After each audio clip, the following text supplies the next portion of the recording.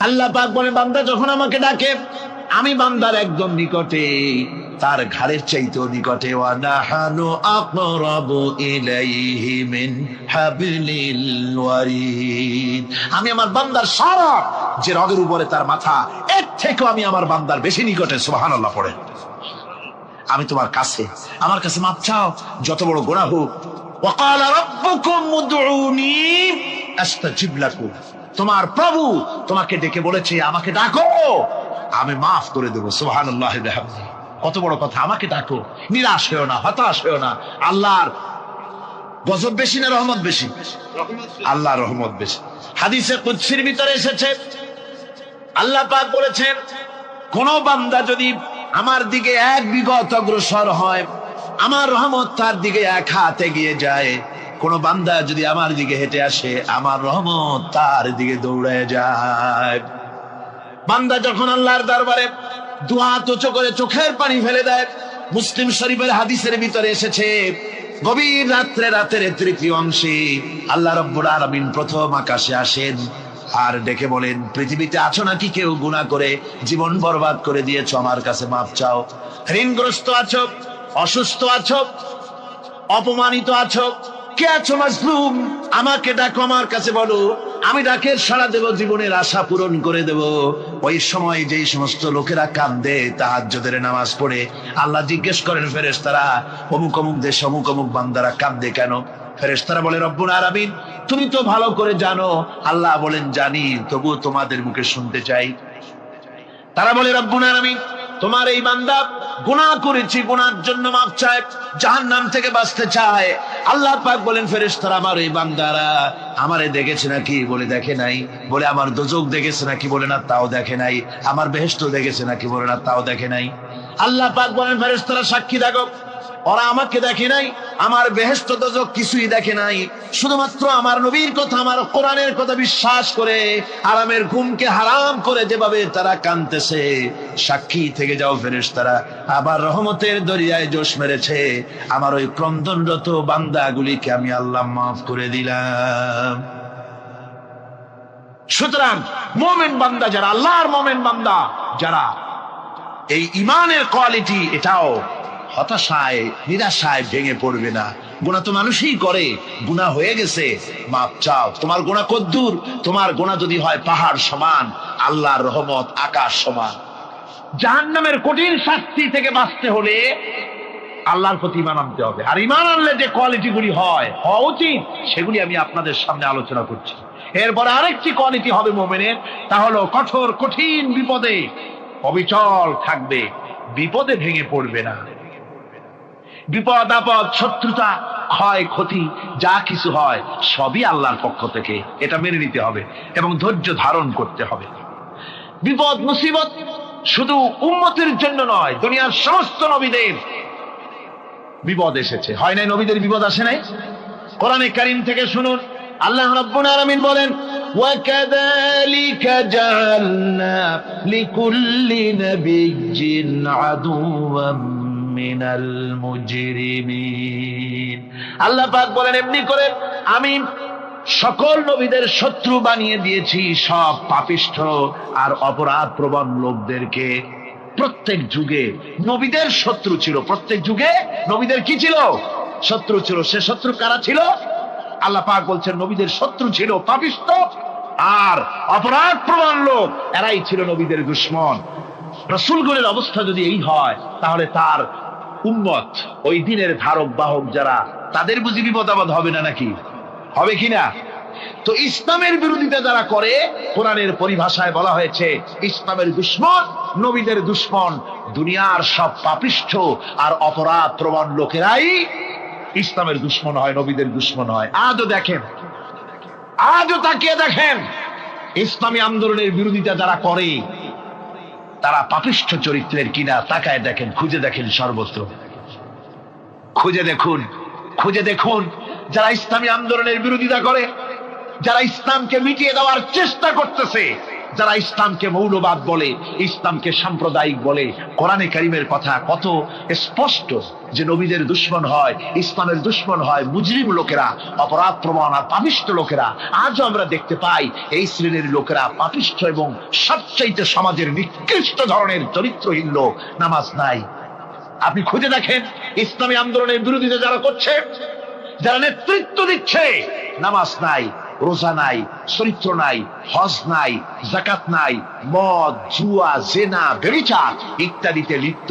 চেহারা দেখলে ছেলেপেলেরা 2 গ্লাস পানি খায় ভরস ওঠে। কথা ঠিক কিনা কয়? এই হলো অবস্থা। মারে কেন? মুমিনদেরকে, পয়গম্বরদেরকে, সাহাবীদেরকে এবং ঈমানদারদেরকে মারে কেন? তার কারণ হচ্ছে আল্লাহ রাব্বুল আলামিন বলেছেন, ওয়া মা নাকামু মিনহুম ইল্লা আইয়ুমিনু বিল্লাহিল আজিজিল হামিদ। কাফিররা ঈমানদার লোকদেরকে অন্য কোন অপরাধী নির্যাতন চালায় না, নির্যাতন চালায় শুধু এই কারণে যেহেতু মুমিন লোকেরা পরাক্রমশালী, আল্লাহ রাব্বুল আলামিনের দ্বীনকে কায়েম করতে চায়, তার উপরে ঈমান এনেছে, এই কারণেই তারা মারে। ঠিক কিনা কর? যুগে যুগে নবীদের উপরে, সাহাবীদের উপরে যে অত্যাচার হয়েছে, সে অত্যাচার এই কারণেই হয়েছে, অন্য কোনো কারণে নয়। এই কঠিন বিপদে অবিচলতা এবং ধৈর্যের দৃষ্টান্ত নবীগণ পেশ করেছেন পৃথিবীর বুকে। আমরা দেখেছি ইব্রাহিম আলাইহিস সালামকে আগুনে ফালানো হয়েছে, আছে না কোরআন শরীফে? আমি কিন্তু গল্প করতেছি না, সব কোরআনের কথা। কিসের কথা? ইব্রাহিম আলাইহিস সালামকে আগুনে ফালানো হচ্ছে। অপরাধ কি? অপরাধ হচ্ছে হযরত ইব্রাহিম আলাইহিস সালাম দাওয়াত দিয়েছেন, লা ইলাহা ইল্লাল্লাহ। জোরে পড়েন, লা ইলাহা ইল্লাল্লাহ, লা ইলাহা, লা ইলাহা ইল্লাল্লাহ মুহাম্মাদুর রাসূলুল্লাহ। হযরত ইব্রাহিম আলাইহিস সালাম দ্বীনের দাওয়াত দিয়েছেন, এক আল্লাহর দাওয়াত দিয়েছেন, ঈমানের দাওয়াত দিয়েছেন। আর কোন অপরাধ ছিল না। নমরুদ সহ্য করতে পারল না। কোরআনে কারীমের মধ্যে সব কথাগুলি আল্লাহ পাক এই জন্য বিধৃত করেছেন, এই জন্য কোরআনে কারীমের মধ্যে সব কথা উঠায় দিয়েছেন, যাতে করে মুমিনেরা বিপদ আসলে পরে যেন ঘাবড়ে না যায়। ইব্রাহিম আলাইহিস সালামকে আগুনে ফালানো হচ্ছে। ফেরেশতা বলছে, ইব্রাহিম তোমারে আগুনে ফালায় দাও হতেছে, আমার কাছে সাহায্য চাও, আমার কাছে ক্ষমতা আছে, আগুনগুলো উঠাইয়া নমরুদের বংশ জ্বালায় দেব। হযরত ইব্রাহিম ফেরেশতার কাছে সাহায্য চাইছিলেন নাকি? তিনি বললেন, ফেরেশতা তোমার কাছে সাহায্য কেন চাইব? আমি তো এমন কোন অন্ধ আল্লাহর ইবাদত করি না যেই অন্ধ স্রষ্টা তার গোলামের দুঃখ দুর্দশা না দেখেন। আমি তোমার কাছে সাহায্য চাইব না। হযরত ইব্রাহিম আলাইহিস সালাম পাশ করলেন। কি বলেন, পাশ করছেন না? ঈমানের পরীক্ষায় পাশ। আগুনের মধ্যে হযরত ইব্রাহিমকে যখন ফেলানো হচ্ছে, রব্বুল আলামিন আগুনের প্রতি নোটিশ করে দিলেন, ইয়া নারু কুনি বারদাও ওয়া সালামান আলা ইব্রাহিম। আগুন আমার ইব্রাহিমের জন্য শান্তিদায়ক, ঠান্ডা হয়ে যা। এখন কি আর আগুনের বাপের ক্ষমতা আছে ইব্রাহিমের পোড়ানো? আর ক্ষমতা নাই। আমার বন্ধুগণ, ইব্রাহিম আগুনের ভিতরে আরামে বসা আছেন, আর ওদিকে নমরুদ বসে বসে দেখতেছে দূর থেকে। ইব্রাহিম তো জ্বলে না, গায়ের মধ্যে আগুন জ্বলে গেল। ডাক দিয়া কয়, আগুন তোর হলো কি?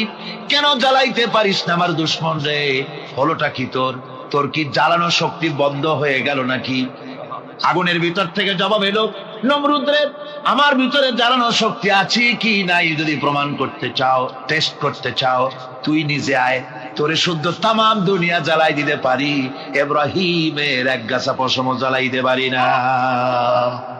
তার কারণ হচ্ছে আমি হচ্ছি মাখলুক, আল্লাহ হচ্ছেন খালিক। আল্লাহ আমাকে বলেছেন না জ্বালাতে, তুমি 1000 বার বললেও আমি ইব্রাহিমকে জ্বালাইতে পারবো না।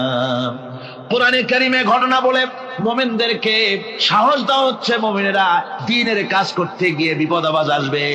ঈমানের দাবি হলো বিপদ আসবে, আর বিপদ আসলে ঘাবড়ায় যেও না, মুসিবতে পড়ে চিন্তায় পেরেশানে হয়রান হয়ে যেও না।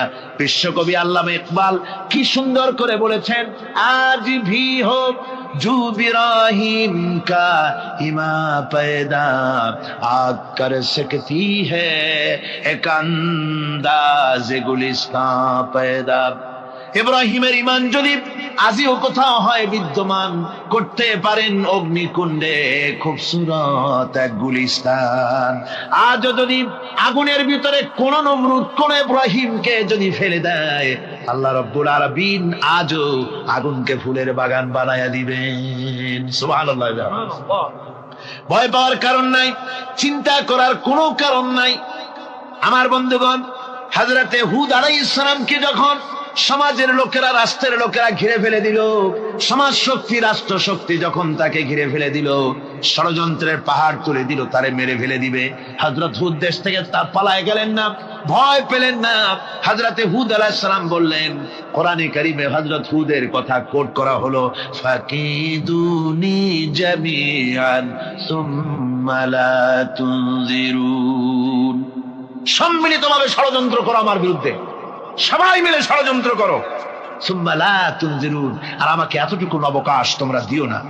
ইন্নী তাওয়াক্কালতু আলাল্লাহি রাব্বি ওয়া রাব্বিকুম, আমি ভরসা করেছি সেই আল্লাহর উপরে যার কুদরতি হাতের ভেতরে, যিনি আমাদের রব তোমাদেরও রব, আর যার কুদরতি হাতের ভিতরে তামাম পৃথিবীর জানগুলি যার হাতে, সে আল্লাহর উপরে ভরসা করেছি। ষড়যন্ত্র যদ্দূর আছে করতে থাকো, আমি ষড়যন্ত্র পরোয়া করি না। সুবহানাল্লাহ। এটাই হলো মুমিনের কোয়ালিটি। শুধু ঈমান, লা ইলাহা ইল্লাল্লাহ মুহাম্মাদুর রাসূলুল্লাহ, গরুর গোশত খাই, আর রবিউল মাস আসতে পরে ইয়া নবী সালাম আলাইকা, ইয়া রাসূল সালাম আলাইকা, তারপরে গরম গরম জিলাপি আর রসগোল্লা খাইলাম খুব বেশি করিয়া, এর নাম মুমিন নয়। মুমিন হচ্ছে তার চলায় ফেরায়, ওঠায় বসায় সাহসে তো তার এক আন্দাজ তৈরি হবে সে। আমার ভাইরা, বিপদে অবিচলতা আমাদেরকে পয়গম্বরেরা শিক্ষা দান করেছেন। আমরা দেখতে পেয়েছি বিশ্বনবী জনাবে মুহাম্মাদুর রাসূলুল্লাহ সাল্লাল্লাহু আলাইহি ওয়াসাল্লাম হিজরতের রাত, কাফেররা চতুর্দিকে দাঁড়ানো, হযরত জিবরাইল এসে বলেন, ইয়া রাসূলুল্লাহ, হে কাফেররা চতুর্দিকে ঘিরে দাঁড়িয়েছে, গভীর রাত, এখন হাতে তাদের তরবারি, সকাল হলে পরেই তারা আপনাকে মেরে ফেলে দেবে, তাড়াতাড়ি ওঠেন, মদিনার দিকে চলে যান।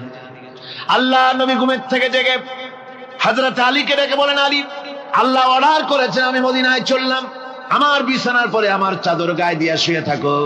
হযরত আলী বলেন, আল্লাহর হাবিব, আপনার চাদর গায়ে দিয়ে ঘুমিয়ে থাকবো, সকালবেলায় কাফির বেঈমানেরা আপনার বিছানার পরে আপনার চাদর গায়ে দেওয়া অবস্থায় আমি আলীকে তারা মুহাম্মদ মনে করবে, আর আমি আলীকে নবী মনে করে তারা তাদের তরবারি দিয়া কেটে কেটে টুকরা টুকরা করে আমারে বিদায় করে দেবে দুনিয়া থেকে। এতটুকুনো পরোয়া করি না, বরং আমার দিলের মধ্যে এটাই তৃপ্তি থাকবে যে আমি আলীর জীবনের বিনিময়ে আল্লাহর হাবিব দুনিয়ায় বেঁচে আছেন। যে ব্যক্তি বিদ্রোহ করেছে এবং দুনিয়ার জীবনকে অগ্রাধিকার দিয়েছে, তার জায়গা হচ্ছে জাহান্নাম। জোরে বলেন নাউজুবিল্লাহ। যে ব্যক্তি আল্লাহর সঙ্গে বিদ্রোহ করেছে আর পরকালের জন্য পাথর জোগাড় করে নাই, দুনিয়াকে অগ্রাধিকার দিল, পরকালকে ভুলে গেল, তার জায়গা হলো জাহান্নাম। وَأَمَّا مَنْ خَافَ مَقَامَ رَبِّهِ وَنَهَى النَّفْسَ عَنِ الْهَوَى فَإِنَّ الْجَنَّةَ هِيَ الْمَأْوَى। আর যে ব্যক্তি আপন প্রভুর সামনে উপস্থিত হকে ভয় করেছে এবং আপন প্রবৃত্তিকে লালসা মুক্ত করেছে, লালসার হাত থেকে রক্ষা করেছে, আল্লাহ রাব্বুল আলামিন কিয়ামতের দিন তার জন্য রেখে দিয়েছেন জান্নাত। তার জন্য কোন জায়গা? জান্নাত। আমাদেরকে পরকাল ভিত্তিক জীবন যাপন যদি করি, তাহলে কবরের জবাবগুলি খুব আসান হবে। আর যদি পরকাল ভিত্তিক জীবন যাপন না হয়, কবরটা মুসিবত হয়ে যাবে। হযরত ওসমান রাদিয়াল্লাহু তাআলা আনহু কবরের কাছে গিয়ে খুব কাঁদতেন। সাহাবায়ে কেরাম প্রশ্ন করেছেন, হুজুর, রাসূল করিম সাল্লাল্লাহু আলাইহি ওয়াসাল্লাম যখন জান্নাত ও জাহান্নামের ওয়াজ করেন, কখনো তো এত বেশি আপনি কাঁদেন না, যত বেশি কাঁদেন কবরের কাছে এসে, কারণ কি? হযরত ওসমান রাদিয়াল্লাহু তাআলা আনহু বলতেন, আমার সাথীরা আমি আমার হাবিবের কাছে, আল্লাহ রাব্বুল আলামিনের রাসূলের কাছে আমি শুনেছি এই কবরটাই হলো প্রথম স্টেশন, এই কবরটাই হলো প্রথম ইমিগ্রেশন কাউন্টার। এই জায়গায় যদি কেউ ধরা পড়ে যায়, কারো যদি চার্জশিট হয়ে যায়, সব জায়গায় ধরা পড়ে যাবে, হাসরে মিজানে সিরাতে কোনো জায়গায় নাজাত পাবে না। আর এই কবরটা যদি কেউ মুক্তি পেয়ে যায়, মিজান সিরাত হাসর সব জায়গা থেকে আল্লাহ তারে ভালোভাবে পার করে দিবেন। এটা হলো আসল জায়গা, মারাত্মক জায়গা, খুব মারাত্মক জায়গা। আমি এটাকে ইমিগ্রেশন কাউন্টার বলেছি আমার ভাষায়। ইমিগ্রেশন কাউন্টার যারা বিদেশ ভ্রমণ করেছেন তারা জানেন। লন্ডন যাবেন, আমেরিকা যাবেন, সৌদি আরব যাবেন, যে কোনো বিদেশে যাবেন, গেলেই পাসপোর্ট তারা দেখবে। পাসপোর্টে আপনার ন্যাশনালিটি কোনটা সেটাই তারা জানতে চাইবে। আপনি কোন দল করেন এটা তারা জানতে চাইবে না। আপনি কোন ভাষায় কথা বলেন তাও তাদের জানার দরকার নেই। প্রথমেই তারা আপনার ন্যাশনালিটি দেখবে, আপনার আইডেন্টিটি কি তারা জানতে চাইবে। তারপরে যদি স্যাটিসফ্যাক্টরি হয়, আপনাকে ভিসা দিয়ে ভেতরে ঢুকবার ব্যবস্থা করে দেবে। আর যদি তারা স্যাটিসফাইড না হয়, তাহলে আপনাকে মেহমানখানায় ঢুকানো হবে গ্রেফতার করে। কবর হচ্ছে এ ধরনের একটি ইমিগ্রেশন কাউন্টার। কবরের ভিতরে মানুষ যখনই রাখা হবে, সঙ্গে সঙ্গে দুজন ফেরেশতা আসবে। কবরের কাছে যারা এসেছিল, দাফন হয়ে যাওয়ার পর এই লোকগুলি 40 কদম যেতে যতক্ষণ লাগে, এর মধ্যেই দুজন ফেরেশতা এসে যাবে। এসে জিজ্ঞেস করবে, মান রব্বুকা, তুমি কোন দল করতে? ওটা তাদের জানার দরকার নেই। চাকরি কিসে করতেন ওটা জানার দরকার নেই। ব্যবসা করতেন না চাকরি করতেন, প্রয়োজন নেই। প্রথমেই জিজ্ঞাসা করা হবে ন্যাশনালিটি, প্রথমেই জিজ্ঞাসা করা হবে তার ন্যাশনালিটি সম্পর্কে, তার আইডেন্টিটিটা কি, এবং সেটাকে সত্যায়িত করার জন্য, বোঝার জন্য 3টি প্রশ্ন। প্রথম প্রশ্ন, মান রব্বুকা ওয়া মা দীনুকা ওয়া মান নাবিয়্যুকা, তোমার রব কে, তোমার দ্বীন কি, তোমার নবী কে। যদি এই ব্যক্তি বেঈমান হয়, মুনাফিক হয়, সে বলবে হায় হাতা লা আদরি, হায় হাতা লা আদরি, জানি না আমার রবকে, আমি জানি না। তোমার দিন কি, দিন কারে কয় বুঝি না। এরপরে আল্লাহর নবী জনাবে মুহাম্মদ রাসূলুল্লাহ সাল্লাল্লাহু আলাইহি ওয়াসাল্লাম কে দেখানো হবে, বলা হবে মা কুনতা তাকুলু ফি হাদার রাজুল, এই ব্যক্তি সম্পর্কে তোমার ধারণা কি নিকে, বলবে আমি চিনি না। নাউযুবিল্লাহ। বাস, এরপরে তার যা হবার তাই শুরু হয়ে যাবে। আর যদি বান্দাটা মুমিন হয়, প্রশ্ন করা হবে মান রব্বুকা, জবাব দেবে রব্বি আল্লাহ, আমার রব আল্লাহ রাব্বুল আলামিন। ওয়া মা দীনুকা, দীনুনা ইসলাম, আমার দিন হচ্ছে ইসলাম। এরপরে আল্লাহর নবীকে দেখানো হবে। কয়েক রকমের বর্ণনা আছে, কোন বর্ণনায় আছে হুজুরের আকারে দেখানো হবে, অথবা রাসূলকে সরাসরি দেখানো হবে। বলা হবে মা কুনতা তাকুলু ফি হাদার রাজুল, এই লোকটি সম্পর্কে ধারণা কি। মুমিন ব্যক্তি বলবে হাদা নবিয়ুনা মুহাম্মাদুর রাসূলুল্লাহ সাল্লাল্লাহু আলাইহি ওয়াসাল্লাম, ইনি আমার তো সেই নবী মুহাম্মাদুর রাসূলুল্লাহ সাল্লাল্লাহু আলাইহি ওয়াসাল্লাম। আমরা যেন এই রকমের জবাব দিতে পারি, আল্লাহ কবুল করো। সকলে জোরে বলেন আমিন। জবাব হয়ে যাওয়ার পর গায়ব থেকে আওয়াজ আসবে, ফাফরিশু বিল জান্নাতি ওয়ালবিসু বিল জান্নাহ, ও আমার ফেরেশতারা, আমার এই বান্দাকে জান্নাতের পোশাক পরাইয়া দাও, আর কবরটাকে জান্নাতের বিছানা বিছাইয়া দাও। জান্নাতের পোশাক পরাইয়া দাও, জান্নাতের বিছানা বিছাইয়া দাও। ইলা মাদ্দা বাসারিহি, তার চোখের দৃষ্টি যত দূর যায়, কবরটা ততটা প্রশস্ত করে দাও। এরপর বেহেশতের পোশাক পরাইয়া, বেহেশতের বিছানা বিছায়া ফেরেশতা বলবে নূম কানাউমুল উরুস, ঘুমিয়ে যাও। দুলামিয়া যেমন বাসর সজ্জায় নতুন বউ নিয়ে আরামে ঘুমায়, এরকম আরামে ঘুমায় যাও। ইলা ইয়াউমিল কিয়ামা, কিয়ামত পর্যন্ত ঘুমায় থাকো, আরামে ঘুমিয়ে থাকবে। এরপরে সিংহায় ফুৎকার হবে, সিংহার ফুৎকারের আওয়াজে তার ঘুম ভেঙে যাবে, বলবে ইয়া ওয়াইলানা মান বা'আসানা মিন মারকাদিনা, হায় আফসোস, আমার এত আরামের ঘুম থেকে কে আমাকে জাগ্রত করলো, আমার ঘুমটারে নষ্ট করলো কে? আওয়াজ আসবে হাদা মা ওয়াদার রহমান ওয়া সাদাকাল মুরসালুন, এটা হচ্ছে রহমানের সেই ওয়াদা, আর মুরসালিনরা নবীরা সত্য কথাই বলেছিলেন, সেই কিয়ামত অনুষ্ঠিত হচ্ছে। আমার বন্ধুগণ, সেজন্য এই দুনিয়ার মোহে পড়ে থাকলে পরে দুনিয়ায় যারা অগ্রাধিকার দিবে দুনিয়াকে পরকালের তুলনায়, জবাব দিতে পারবে না কবরের ভিতরে গিয়া। আর যারা পরকালকে অগ্রাধিকার দিবে, দুনিয়ার চাইতে পরকালকে বেশি অগ্রাধিকার দেবে, আর আল্লাহর ভয় কলিজার ভিতরে রাখবে, কবরের জবাব সঠিকভাবে দিতে পারবে, কিয়ামতের দিন আল্লাহ রাব্বুল আলামিন তাদের জন্য জান্নাত দান করবেন। জোরে বলেন আমিন। দুনিয়াটা হচ্ছে দুনিয়া যেখানে আমরা আছি। আমি আগেই বলেছি দুনিয়া হচ্ছে আদনা শব্দ থেকে এর উৎপত্তি হয়েছে, তুচ্ছ, নিকৃষ্ট, এটার দাম নাই, এটার মূল্য নাই।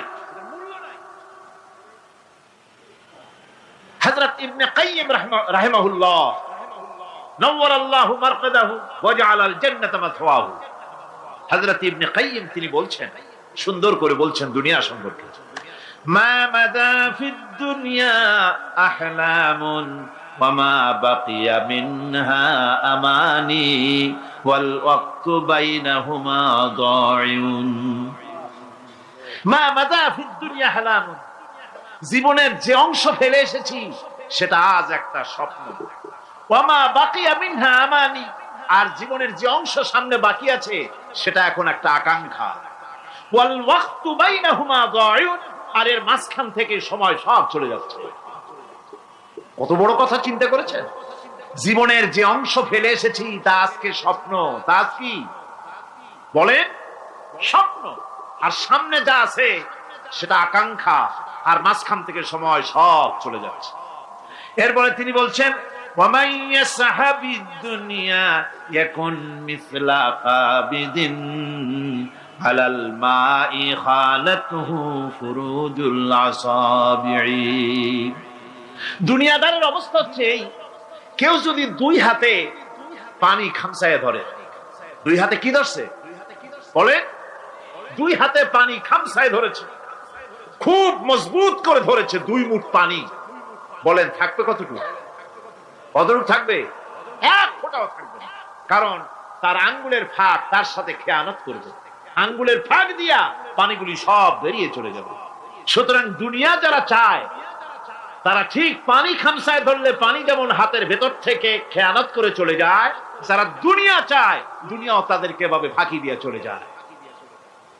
তবুও দুনিয়ার মায়া মানুষের এত বেশি। আল্লাহর নবী বলেন লাউ কানা লি ইবনি আদামা ওয়াদিন মিন যাহাবিন লাহাব্বা ইয়াকুনা লাহু সানিন, এই পৃথিবীতে যদি কাউকে একটা মাঠ ভরে যদি সোনা দেওয়া যায়, লোকটা বলবে রব্বুল আলামিন, আমি যদি আরেকটা মাঠ এরকম সোনা ভরা পেতাম, দ্বিতীয় আরেকটা মাঠ দেওয়া হলে আবার বলবে যদি তৃতীয় আরেকটা মাঠ সোনা ভরে যদি পেতাম। নবীজি বলেন ওয়ালা ইয়ামলাউ জাওফু ইবনু আদামা ইল্লা তুরাব, মানুষের পেট 3.5 হাত মাটি ছাড়া, কবরের মাটি ছাড়া মানুষের পেট ভরবে না। আরো চাই, আরো চাই, চাওয়ার কোনো শেষ নাই। মানুষ এভাবে করে দুনিয়ার মহব্বতে এমনি পাগল হয়ে যায়, শুধু দুনিয়ার মহব্বত, পরকালকে বেমালুম ভুলে যায়। আমি কিন্তু এই কথা বুঝাতে চাই নাই যে পরকালের মহব্বতে, পরকালের ভয়তে বা পরকালের জন্য দুনিয়া আপনি বাজার ঘাট বেচা কিনা ব্যবসা বাণিজ্য সবকিছু ভুলে যান, না তা নয়, ভুল বোঝার কোনো কারণ নাই। পরকালকে অগ্রাধিকার দিতে হবে, মানে দুনিয়াটা চিরস্থায়ী জায়গা নয়, চিরস্থায়ী হচ্ছে কোনটা? আখিরাত। চিল্লা এখন কোনটা? সুতরাং এখানে যা করতে হবে আখিরাতের জবাবদিহিমূলক জীবন যাপন করতে হবে। আপনি ব্যবসা করবেন, ওজনে কম দিতে পারবেন না, আপনি খাদ্যে ভেজাল দিতে পারবেন না, চুরি করতে পারবেন না, ডাকাতি করতে পারবেন না, জেনা করতে পারবেন না, বদমাশি করতে পারবেন না, মদ খেতে পারবেন না, সন্ত্রাসী হতে পারবেন না, হাইজাকার হতে পারবেন না, চাঁদাবাজ হতে পারবেন না, মুনাফাখোর হতে পারবেন না, আপনি চোরা কারবারি হতে পারবেন না, ঘুষখোর হতে পারবেন না, সুদখোর হতে পারবেন না। এই সব কাজ পরকালকে বিশ্বাস করলেই যে সমস্ত কাজ থেকে মানুষ বিরত থাকতে পারে। কথা ঠিক কিনা?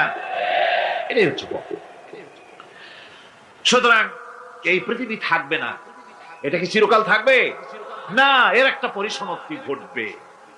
যেমন করে সারা বছর লেখাপড়া করার পর কলেজে, বিশ্ববিদ্যালয়, মাদ্রাসায়, হাই স্কুলে, সব জায়গায় সারা বছর লেখাপড়া করার পর যেমন পরীক্ষা দেওয়ার একটা দিন আসে, সারা বছর ব্যবসা করার পর হিসাব নিকাশ করার যেমন একটা সময় আসে, সারা মাস চাকরি করার পর বেতন পাওয়ার যেমন একটা দিন আসে, সারা জীবন চাকরি করার পর পেনশন পাওয়ার যেমন একটা সময় আসে, অনুরূপ ভাবে এই দুনিয়া যেদিন শেষ হয়ে যাবে, আল্লাহ নির্ধারিত সময় শেষ হয়ে যাওয়ার পর একটা সময় আসবে যখন আল্লাহ রব্বুল আলামিন সব শেষ করে দিবেন, লন্ডভন্ড হয়ে যাবে, কিছুই থাকবে না। কোরআনে কারীমে আল্লাহ সব বলেছেন, কোরআনে সব আল্লাহ বলে দিয়েছেন। আল্লাহ পাক বলেন এই পৃথিবীর সব কেমন ভাবে ধ্বংস হবে তার চিত্র আল্লাহ পাক কোরআনে কারীমে তুলে ধরেছেন। ইযাস সামাউ ফাতারাত ওয়া ইযাল কাওয়াকিবু তাসারাত ওয়া ইযাল বিহারু ফুজ্জিরাত ওয়া ইযাল কুবুরু বু'সিরাত। যখন আকাশসমূহ দীর্ঘ বিদীর্ণ হয়ে যাবে, তারকাগুলি বিক্ষিপ্ত হয়ে ছিটকে পড়বে, আর সমুদ্রগুলি উচ্ছ্বসিত হয়ে পড়বে, কবরগুলি সব তার ভেতরে যা আছে উদ্গীরণ করে দেবে, তারকাগুলি স্থিমিত হয়ে যাবে। এরপরে সমস্ত আকাশগুলি কিতাবের পৃষ্ঠার মতো একটার পরে একটা ঠাস ঠাস করে পড়তে থাকবে, চূর্ণ বিচূর্ণ হয়ে ভেঙে চুরে একাকার হয়ে যাবে। পাহাড়গুলিকে উড়িয়ে দেওয়া হবে, চন্দ্র এবং সূর্য একাকার হয়ে যাবে। আল্লাহ রাব্বুল আলামিন বলেন ফাইদা বারিকাল বাসার ওয়া খাসাফাল কমার ওয়া জুমিআশ শামসু ওয়াল কমার। চক্ষু যখন বিস্ফারিত হয়ে যাবে, চাঁদ যখন তার আলো হারিয়ে ফেলবে, সূর্য যখন তার আলো হারিয়ে ফেলবে, চাঁদ আর সূর্য সব একাকার হয়ে যাবে, সেই সময়ের অবস্থাটা কি চিন্তা করো। মানুষ হয়রান হয়ে দৌড়াদৌড়ি করবে। ওয়াহুমিলাতিল আরদু ওয়াল জিবালু ফাদুক্কাতা দাক্কাতান ওয়াহিদা। জমিন এবং পাহাড়গুলির মধ্যে আল্লাহ রাব্বুল আলামিন সংঘর্ষ বাঁধিয়ে দিবেন, পাহাড়গুলি ভেঙে চুরে টুকরা টুকরা হয়ে যাবে, পাহাড়গুলি উঁচু করে জমিনের উপরে আছাড় মেরে আল্লাহ রাব্বুল আলামিন ভেঙে চুরে চুরমার করে দিবেন। সুবহানাল্লাহ। ওয়া তাকুনুল জিবালু কালইনিল মানফুশ। পাহাড়গুলো পেঁজা ধোনা তুলার মতো করে উড়িয়ে দেওয়া হবে, পাহাড় উড়ে যাবে। সুবহানাল্লাহ। পাহাড় পাথরের তৈরি করা পাহাড়, এই পাহাড়গুলি তুলার মতো হয়ে উড়বে কিভাবে? আমি এই দৃশ্য নিজের চোখে কিছুটা হলেও দেখছি। আজ থেকে 10 দিন আগে আমি ইতালি সফর করে এসেছি। ইতালির রাজধানী রোম। রোম প্রাচীন সভ্যতার লালন ভূমি। কোরআনে কারিমে সূরায়ে রোম রয়েছে, এই রোম সেই রোম। এখানের বাদশার কাছে রাসূল করিম সাল্লাল্লাহু আলাইহি সাল্লাম হেরাক্লিয়াসের কাছে চিঠি পাঠিয়েছিলেন, সেই রোম। 12 থেকে 15 হাজারের মতো বাংলাদেশি মুসলমান সেখানে আছে। জুমার দিন যেদিন আমি গেলাম তার পরের দিনই জুমা ছিল। জুমার নামাজ পড়লাম ভ্যাটিকানের কাছেই, বিশাল মসজিদ, ইউরোপের ভিতরে সবচাইতে বড় মসজিদ এটা। রোম ইসলামের দুশমনদের রাজধানী।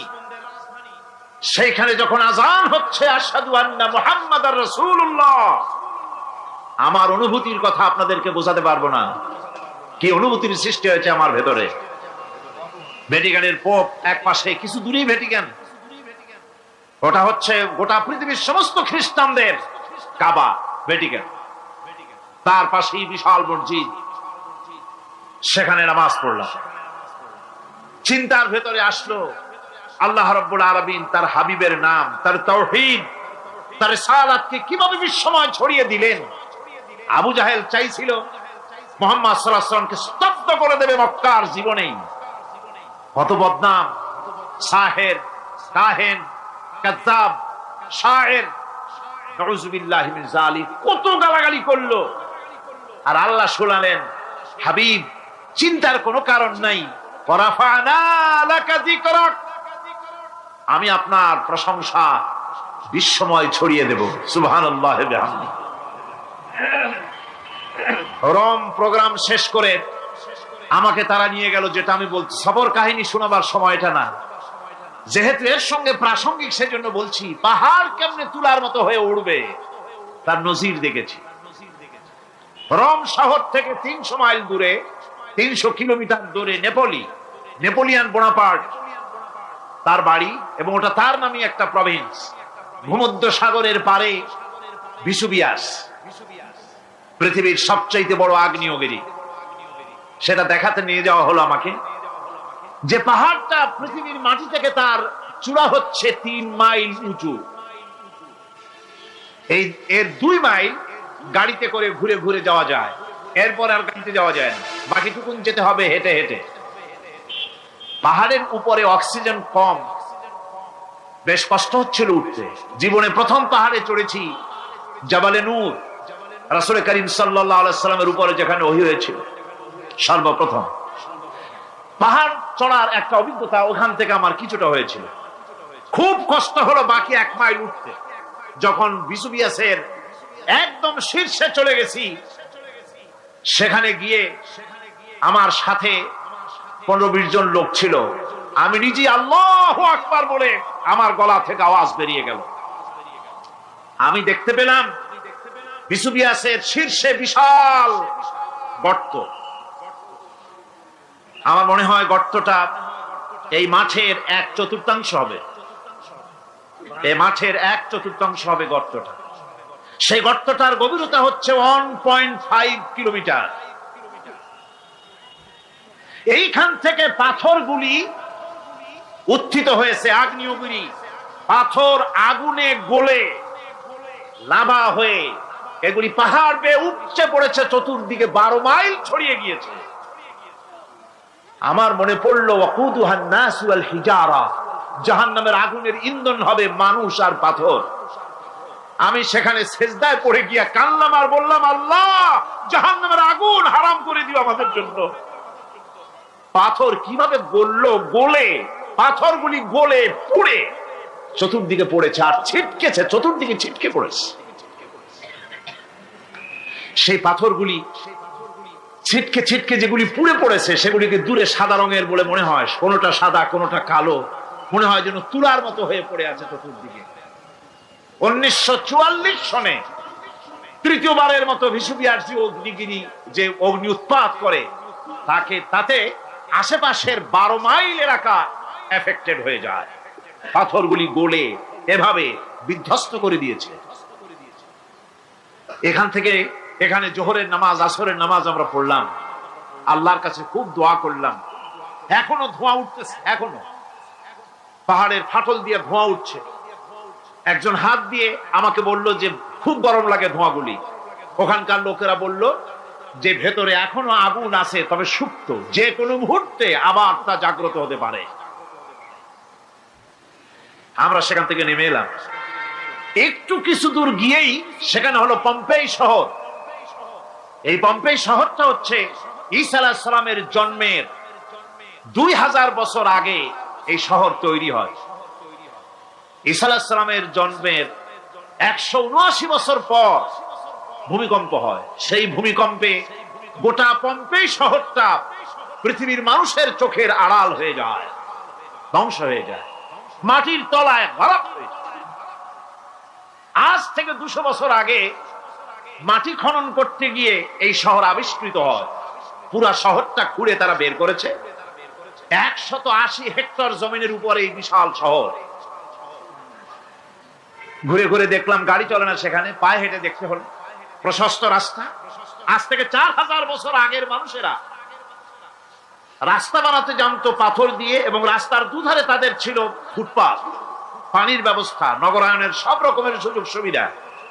তারপরে সেখানে বিচারালয়, এরপরে দোকানপাট, বাজার ঘাট, সবকিছুর ব্যবস্থা রয়েছে। বিশাল বিশাল পাথরগুলি দিয়ে পিলার তৈরি করা। ভাবলাম এই পিলারগুলি, এই পাথরগুলি তারা কিভাবে ক্রেন ছাড়া এত উপরে উঠালো কি করে, আমার মাথায় আসলো না। পাথর কেটে কেটে সুন্দর সুন্দর অঙ্কন শিল্প তারা করেছে।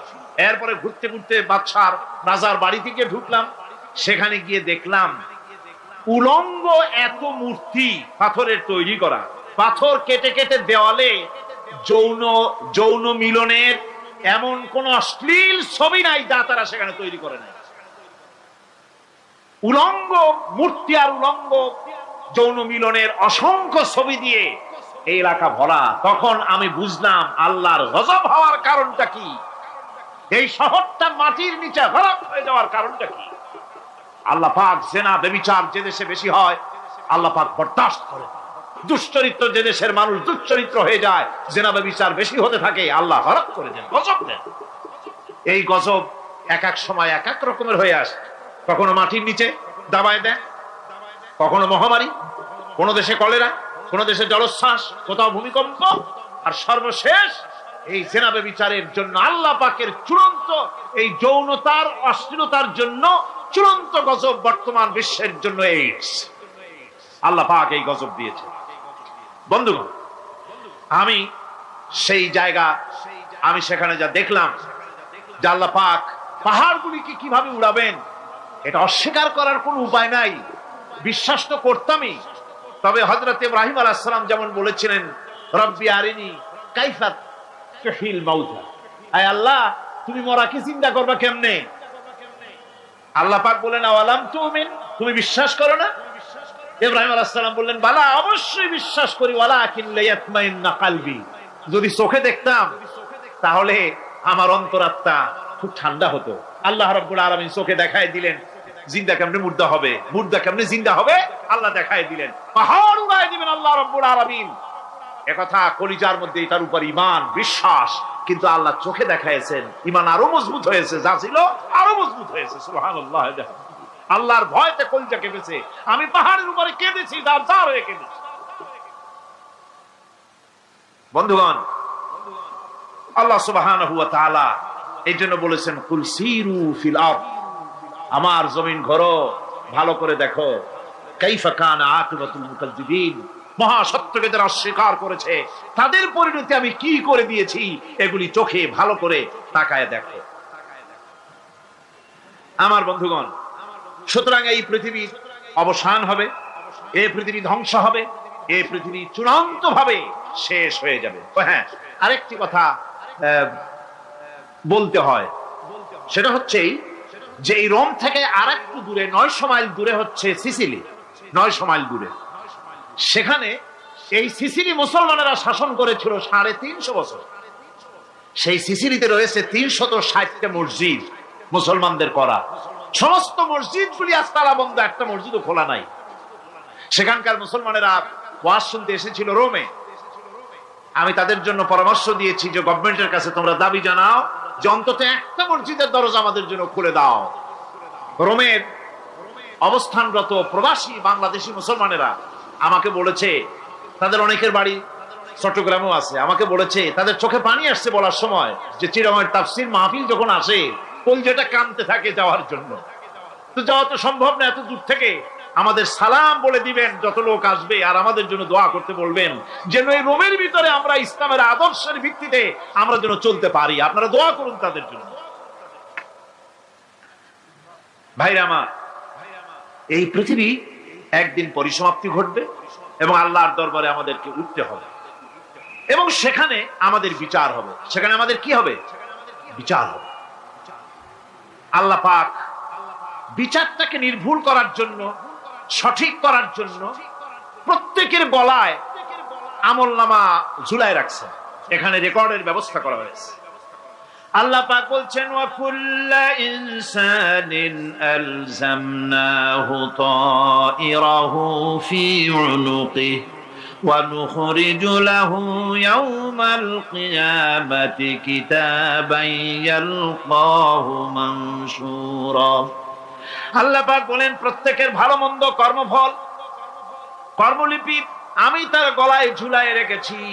কিয়ামতের দিন সে নিজের কাছে স্পষ্ট সব দেখতে পারবে, কোনো জিনিস বাদ পড়বে না। তার গলায় তার আমলনামা ঝুলানো আছে, সব রেকর্ড হতেছে।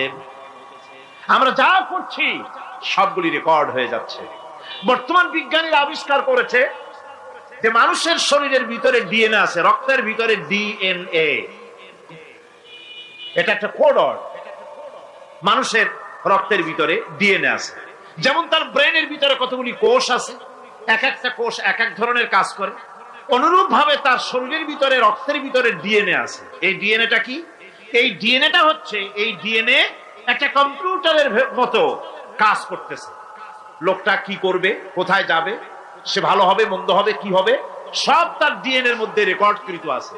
এটা বোঝার জন্য একটা সুন্দর দৃষ্টান্ত দেওয়া যায়। যেমন এই কাগজটাকে আপনারা মনে করুন একটা গাড়ির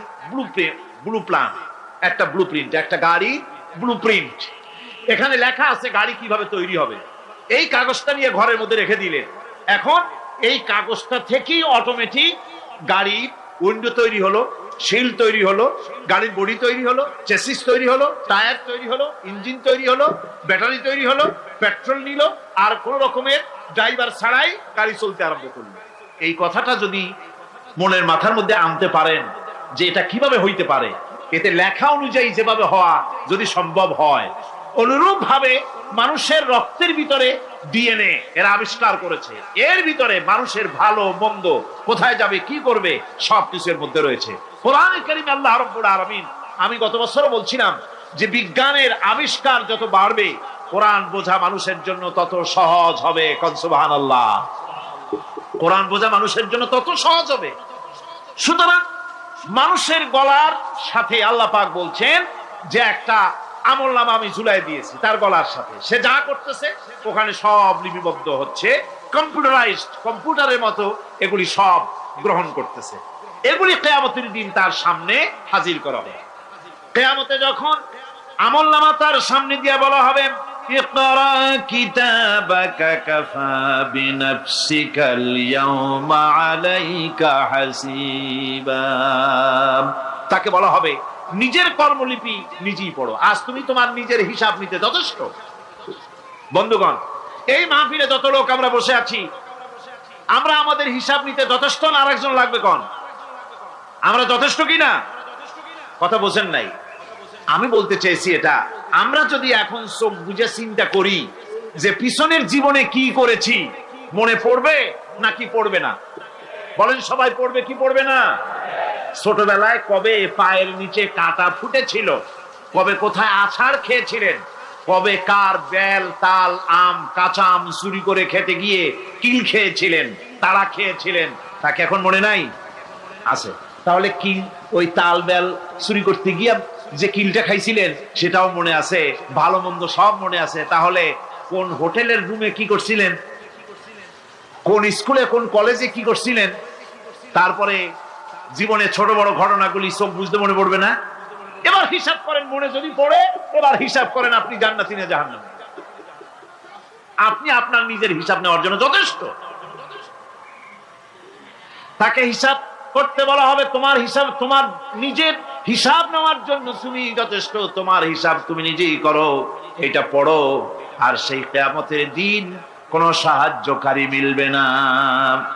লান তানফাকুম আরহামুকুম ওয়ালা আওলাদুকুম ইয়াওমাল কিয়ামা। লান তানফা, কিয়ামতের দিন কোনো ফায়দা হবে না, অবশ্যই কোনো ফায়দা হবে না, কোনো উপকারে আসবে না। কিয়ামতের দিন তোমার সন্তান, তোমার স্ত্রী, তোমার মাল, তোমার সম্পদ কোন উপকারে আসবে না। কিয়ামতের ময়দানে সেদিন সব তোমার সাথে বিচ্ছেদ করবে, সব পালায় যাবে। সেখানে উৎকোচেরও কোনো কারবার নাই, যে ঘুষ টুস দিয়া ফেরেশতাদের কোন রকম বুঝবাজ দিয়া আলাদা কোন চোরাগলি পথ দিয়া একেবারে ফুট করে ভেস্তে চলে যাবেন, এমন কোন সুযোগ নাই।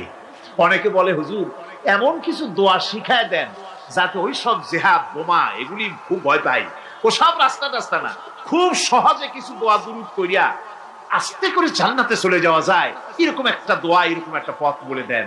আমি বলি ভাই এরকমের কোন চোরাগলি আমার রাসূল আবিষ্কার করতে পারেন নাই, আল্লাহর পয়গম্বরের ওই ধরনের কোন পথ আবিষ্কার করতে পারেন নাই। সেখানে কিয়ামতের দিন কাউকে উৎকোচ গ্রহণ করার কেউ নাই, উৎকোচ দেওয়া যাবে না। আর উৎকোচ দিবেন এবার কি, আপনার কাছে কিছু নাইও, থাকলেও নেওয়ার কেউ নাই। এই দুনিয়ায় ফাঁকিবাজি করে বহুত কিছু করা যায়, কিন্তু কিয়ামতের মাঠে এগুলি কিছুই চলবে না। اليوم لا ينفع مال ولا بنون।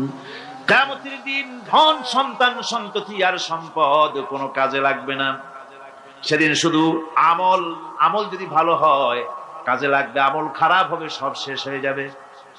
আল্লাহ রাব্বুল আলামিন নবীজিকে ডেকে বলেছেন, নবী আপনি বলেন, কুল মা কুনতু বিদআম মিনার রাসূল, আপনি বলুন আমি কোন নতুন রাসূল নই, আমার আগে অনেক নবী রাসূল পৃথিবীতে এসেছেন, তারা বিদায় হয়ে গেছেন। আমি জানি না কিয়ামতের দিন আল্লাহ রাব্বুল আলামিন আমার সাথে কি ব্যবহার করবেন, আর আমি এও জানি না যে কিয়ামতের দিন আল্লাহ পাক তোমাদের সাথে কি ব্যবহার করবেন। এই আয়াত নাযিল হওয়ার পর আল্লাহর হাবিব তার মেয়েকে ডাকলেন, জামাইকে ডাকলেন, নাতিদেরকে ডাকলেন, আহলে বাইতদেরকে ডাকলেন, আর বললেন ও আমার মেয়ে কলিজার টুকরা ফাতেমা গো শোনো, কেবলমাত্র আয়াত নাযিল হয়ে গেল, আল্লাহ পাক আমাকে শুনাইছেন কিয়ামতের দিন আমি জানি না আমার সঙ্গে কি ব্যবহার করা হবে, আর এও জানি না যে তোমাদের সাথে কি ব্যবহার করা হবে। ও আমার কলিজার টুকরা মেয়ে ফাতেমা, কিয়ামতের দিন মুহাম্মদ সাল্লাল্লাহু আলাইহি সাল্লামের মেয়ে এই হিসাবে তোমার নাজাতের ফয়সালা হবে না। ও আমার কলিজার টুকরা নাতি হাসান আর হোসেন, কিয়ামতের দিন মুহাম্মদ সাল্লাল্লাহু আলাইহি সাল্লামের নাতি হিসাবে ফয়সালা হবে না। ও আমার জামাই হযরতে আলী, কিয়ামতের দিন আমার জামাই হিসাবে নাজাতের ফয়সালা হবে না। আমল যদি ভালো হয় ফয়সালা ভালো হবে, জান্নাতে চলে যাবে। আমল যদি খারাপ হয় কার নাতি কার জামাই দেখা হবে না। সুবহানাল্লাহ। কঠিন কিয়ামতের মাঠ, এই পরকালের বিশ্বাস যদি কলিজার মধ্যে ঢোকে মানুষ ভালো হয়ে যাবে। কোন সুবহানাল্লাহ। আপনাদের দৃষ্টিতে পারবে, কথার জবাব যে দিলেন না। পুলিশে কি মানুষের চরিত্র ভালো বানাইতে পারবে? পুলিশের চরিত্র ভালো বানাবে কেটা? সেটাই তো কথা।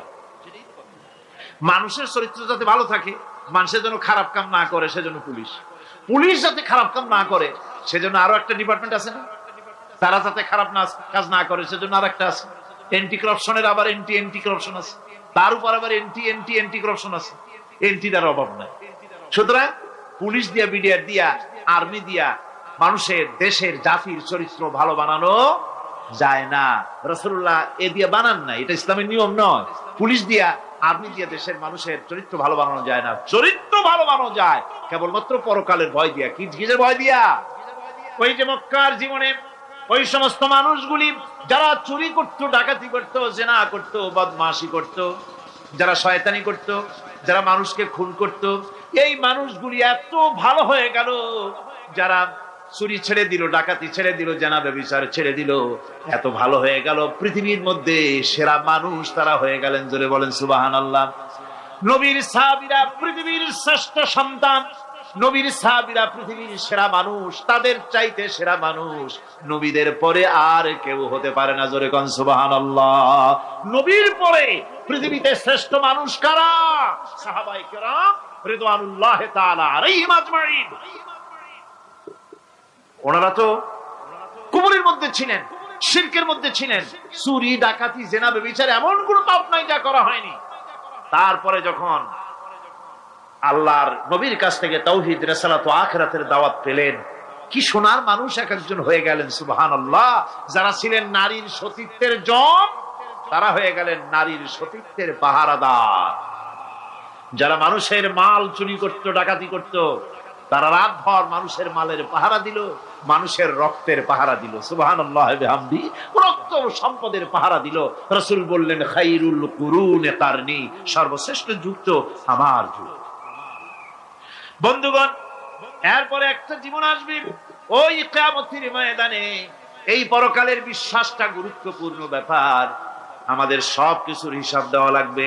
আল্লাহ পাক বলেন ইন্নাস সামআ ওয়াল বাসারা ওয়াল ফুআদা কুল্লু উলাইকা আনহু মাসউলা। নিঃসন্দেহে মানুষের শ্রবণ শক্তি, দর্শন শক্তি এবং তার অন্তঃকরণের কল্পনা সম্পর্কে আল্লাহ রাব্বুল আলামিনের কাছে জিজ্ঞাসিত হতে হবে। কান দিয়া কি করেছিল, চোখ দিয়া কি করেছিল, মুখ দিয়া কি করেছিলে, হাত দিয়ে কি করেছিলে, সবকিছুর জবাব আল্লাহ রাব্বুল আলামিনের কাছে দিতে হবে। সবটার জবাব দিতে হবে, কোনো কিছু বাদ যাবে না। এমনকি মনের ভিতরে যে কল্পনা আমরা করি, এই কল্পনার হিসাব আল্লাহর দরবারে দিতে হবে। কোরআনে কারীম বলছেন ওয়া ইন তুবদু মা ফি আনফুসিকুম আও তুখফুহু ইউহাসিবকুম বিহিল্লাহ। মনের ভিতরে তুমি যেটা কল্পনা করো সেটা প্রকাশ করো, অথবা তুমি গোপন রাখো, যাই তুমি করো না কেন আল্লাহ রাব্বুল আলামিন এর হিসাবও তোমার কাছে নেবেন। ফায়াগফিরু লিমান ইয়াশাউ ওয়া ইউআযযিবু মান ইয়াশাউ ওয়াল্লাহু আলা কুল্লি শাইইন কাদির। মহান আল্লাহ পাক বলেন, করার পর তোমার মনের ভিতরে কি কল্পনা করেছিলে ওইটার হিসাব আমি নেব। হিসাব নেওয়ার পর যারে খুশি ক্ষমা করে দেব, যাকে খুশি শাস্তি প্রদান করব।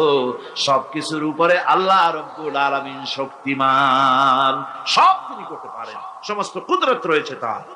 সুতরাং মানুষদেরকে, আল্লাহর বান্দাদেরকে বিশ্বাস করতে হবে যে আমার কোনো কথা বাদ যাবে না, কথাগুলি রেকর্ড হচ্ছে, কথা রেকর্ড হচ্ছে। আমি যে ওয়াজ করতেছি এই কথাগুলি রেকর্ড হচ্ছে নাকি হচ্ছে না? অনেক টেপ রেকর্ডার রেকর্ড হচ্ছে, অডিও ভিডিও হচ্ছে। আজ থেকে 50 বছর পর যদি এই রেকর্ড বাজানো হয়, আমাকে যদি বলা হয় যে আপনি অমুক জায়গায় অমুক কথা বলেছেন, আমি যদি বলি না আমি কথা বলি নাই,